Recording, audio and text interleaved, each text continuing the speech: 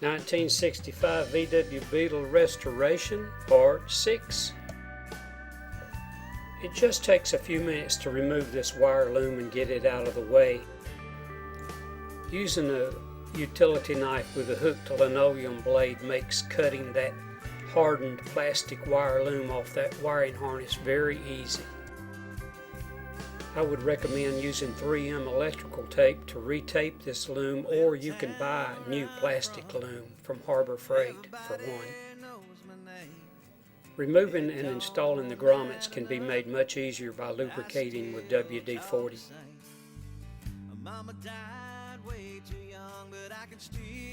I don't think you can find this large grommet. I don't believe it's available anymore. And this just in case you forget how that wiring harness goes when you start to put your car back together. Just be sure that you have your wiring correct before you put your tar boards on the firewall, because you'll have to take it right back off if you don't. I cut my head on this bracket a couple of times, so I removed that spring temporarily to take the tension off of it to where it would close.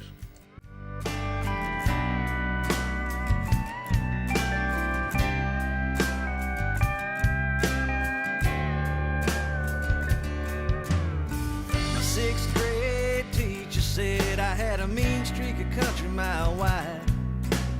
The chances were slim to none of making something of my life.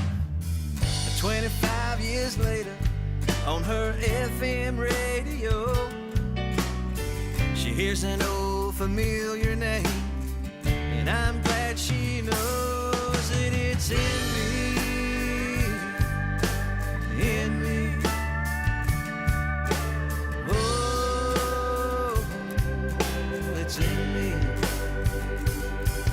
From the very first time I broke the law and they come apart, to my very first buck, the woman I love with all my heart. Oh, my Sandy Chevelle, the Appalachian Trail, the air that Jasper breathed, the Man in Black, the Johnny Cash, and Earnhardt's number 3.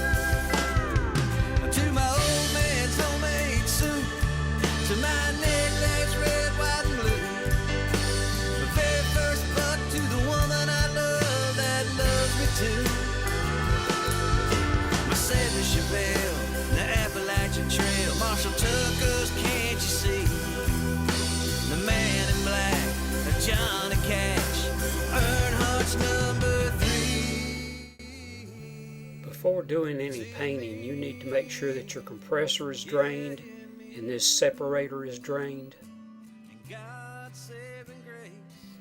I use this supplied air charcoal filter for all my air needs. Using this supplied air for breathing makes it much safer to paint. I still talk the same.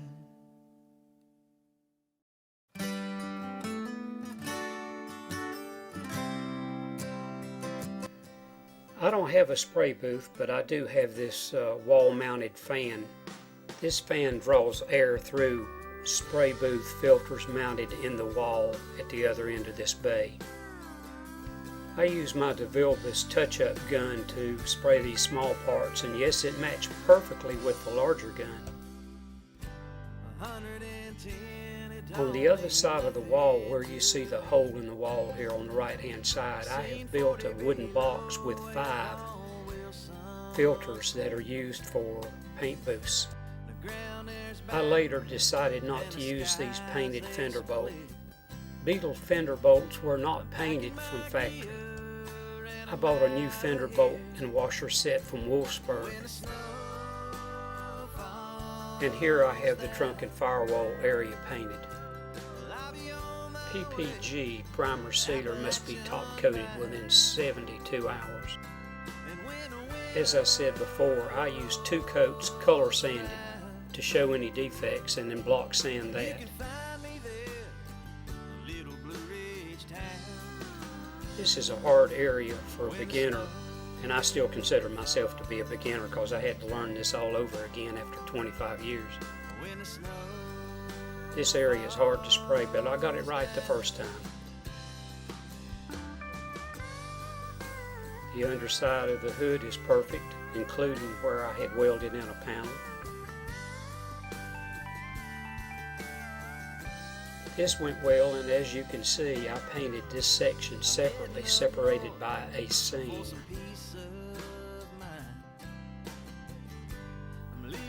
So many small parts to be painted, it's very easy to forget. If you replace the side windows like I did, make sure you get your measurements right. Make sure you have your window lift channel positioned in the right place. When you hang small parts like this to paint, it's a good idea to have a piece of wire in your other hand to hook and turn these to keep the spray from blowing it around. Painting a car piece by piece as you do in restoration, that's good in a way, because if you make a mistake or have a flaw, it's easy to redo that car. But the downside is that you have to clean your spray gun after you spray these individual parts, and it is time consuming and you waste a lot of paint that way. You can't help but waste a little bit. I bought some high-dollar glass polish online, but this Bon-Ami works just as well. If you have a scratch in your glass that you can feel with your fingernail, you won't be able to polish it out with anything. Final body putty on the underside of the fenders. PPG primer sealer works really well, but you got to make sure you're using the proper nozzle for your paint gun. Rusted through lift channels, window lift channels like you see here, that's common, and so this has been sandblasted ready for brazing. And of course here it is brazed. And here I have the seat frame sandblasted, primed, and painted. Now this is just Rust-Oleum spray can. Sandblasted and primed seat frames, the rear seat frames. And the seat back frames painted with spray can Rust-Oleum ivory. When these window lift channels had been sandblasted, I wanted to treat them with POR 15 to stop the rut. I hang small parts from a rope in order to paint them. Crisp alone uses a special caulk, which you'll see in a little bit. You can use pieces of an inner tube to space that window correctly to center it. But I later decided to use parts of my old window channel, just an inch or two section. That worked out fine. This is what Crisp alone suggested using, but in this small town I couldn't find it. I ordered it from my local True Value hardware store. This caulk can be cleaned up with water, and after it hardens it can be cleaned up with paint thin. Sandblasted and sprayed my window frames.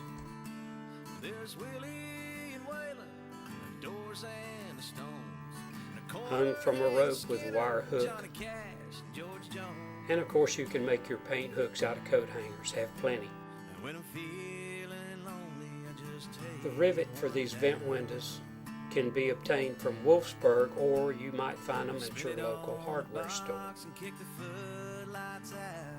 Inner tube rubber worked great for pressing the glass back into the window lift channel. I used one of those Rockwell jaw horses to press it in.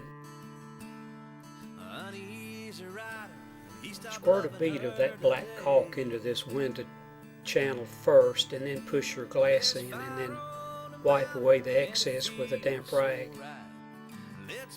You may have to bend this frame slightly to make sure it fits the glass tightly. If not, you'll have to clamp it. My car was missing these two parts for the back seat, and I found them locally, but they were badly pitted, so it took a lot of body work on those. And I found a few more defects in this seat frame that had to be puttied up.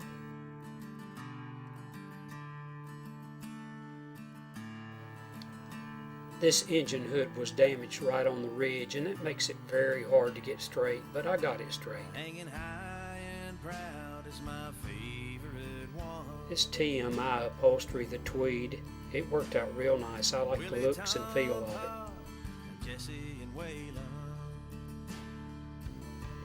Now I've replaced both vent window glasses with used glass. They're finished. I sent these vent window frames off to Brown's Plating in Paducah, Kentucky. They have a website, Ronnie Brown. He did a great job on this, and I would highly recommend them. Now I have my rear seat parts puttied up, sanded, painted. They look great. I painted the trim screws too. No hardboard on my rear seat, so I had to make one. This came from Lowe's Hardware. Comes in 4x8 sheets. I used 1-inch foam rubber to do these seats, but you may consider using the seat buns. As I mentioned before, the seat buns are available in horsehair, which is actually coconut fiber, and they're also available in foam rubber, either from J-Bugs or Wolfsburg. Find your first screw hole with a very small awl or a needle, and then the rest will fall in place. Final paint on the engine hood.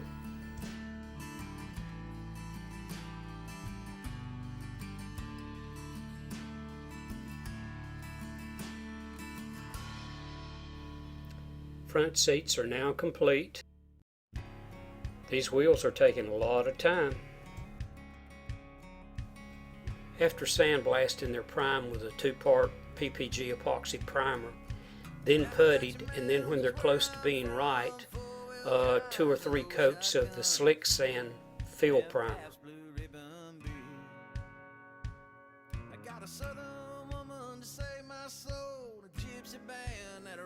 The chrome that Brown's Plating did is perfect, but you have to completely take this frame apart for chroming.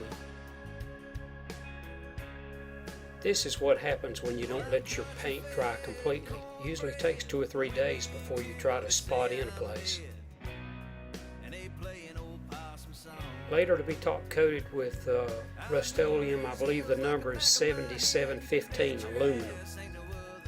The 7715 aluminum is what I use for part of the headlights, all the bumper support brackets. And this is a pour photo of the front trunk latch cover painted. This is Rust-Oleum Smoke Gray. You'll like the way this 3M90 adhesive works. It's got an adjustable nozzle that works really good.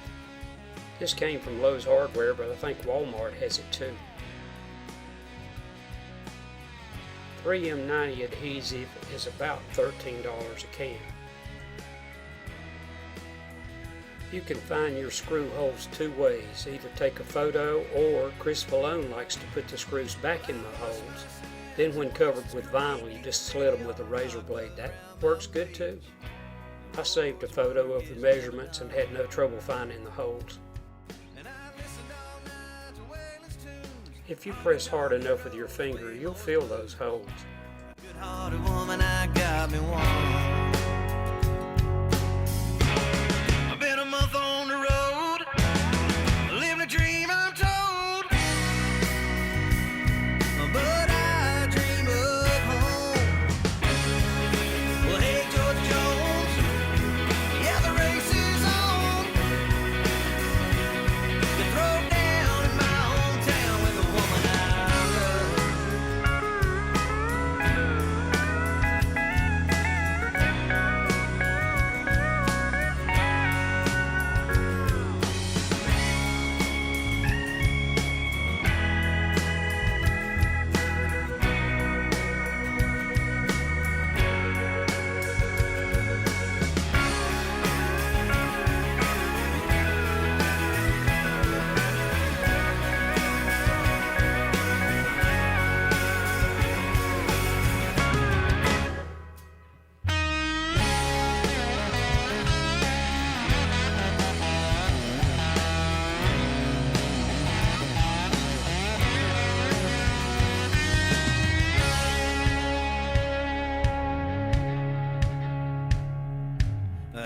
Appalachian Mounds is where I'm from. Four-wheel drives and old shotguns and Pabst Blue Ribbon beer. I've been a month on the road, living a dream untold, but I dream of home. Well, hey, George Jones, yeah, the race is on. To throw down in my hometown with a woman I love.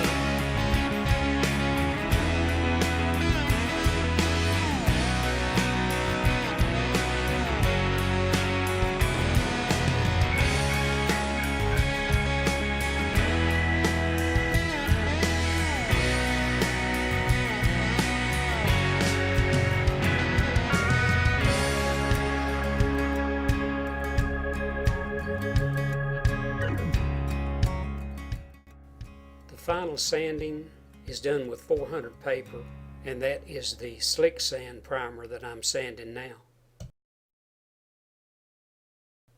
I used 3 pegboard brackets, one for the workbench here to hold my spray guns. A lot of time priming, puttying, sanding, priming, puttying, sanding to get these wheels just perfect. And I'm happy with this fender now. As I mentioned before, I had so much trouble with my old high-pressure DeVilbiss guns that I decided to save money in paint and go ahead and buy this 3-gun setup from DeVilbiss. Now I have a $14 Harbor Freight gun that does real well for shooting the primer sealer, so I didn't try it on paint, but it worked just great. Only 14 bucks. But I like DeVilbiss, so I wanted to go ahead and make sure that I had good quality guns. These HVLP guns cut my paint usage in half, at least in half. As I mentioned before, use the SEM primer to go back and spot in where you may have sanded down into the metal. And that saves filling your spray gun again with primer. And this second pegboard bracket has a piece welded to it so I could screw it to my wall. Notice that I always check the temperature in here too before I paint. Always check your air gun pressure. In this case it should be 10 psi at the cap, which means 30 at the gun. Some say you don't have to clean your gun that often, just run a little thinner through it, but that's not really the case. I like to be on the safe side and clean my gun every time I'm going to do a major spray. And then after cleaning, when you're ready to spray, put a piece of paper on your wall like shown here and run a test pattern.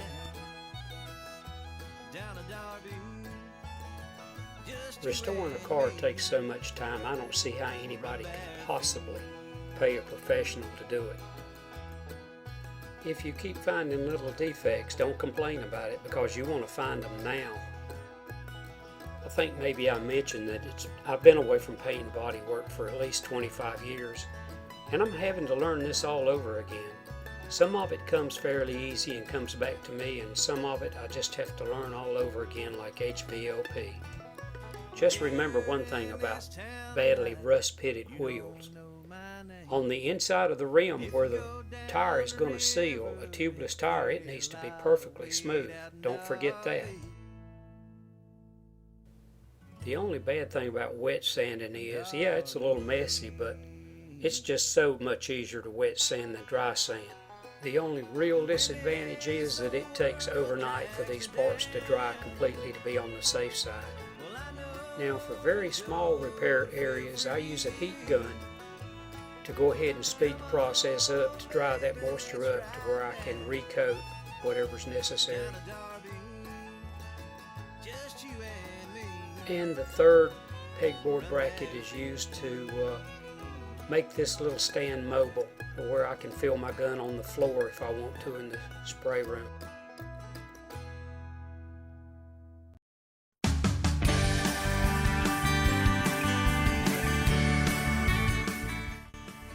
Fenders just don't work well on sawhorses, so I made these little stands and they worked great.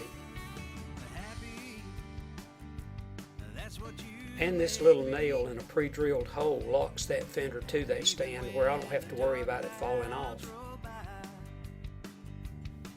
Make sure that anything you are painting is secure so you don't mess your job up. I don't see as well as I used to, and I'm not as steady as I used to be, but I tried to do a job just as perfect as I could. Once I got used to these HVLP guns, I like the way the PPG acrylic enamel flows out and sprays. I use 3M all the way, even their yellow masking tape. My hood is pretty much flawless now. I'm happy with it. I always wet the floor down when I'm ready to spray by holding the hose with no nozzle. Low water pressure, hold it very low to the floor and wet down the whole floor. That keeps the dust down. Keeps the dust out of your new paint. And another view of that hood. The nose where I've made the repair and welded in a panel is perfect. Well, thanks for watching this video, and I want to mention again that I try to reply to anyone who asks me questions on YouTube, but for whatever reason I can't always reply to people on YouTube, and I don't have time to figure out why. You can find Bill Tate on Facebook. I'll be glad to answer any questions that I can. Maybe you can private message me through YouTube. But listen, I really appreciate you watching these videos, and I'm conscientious about trying to reply to your questions. If I can do this, you can do it. Just practice a little bit. Watch all the videos that you can, do all the research that you can.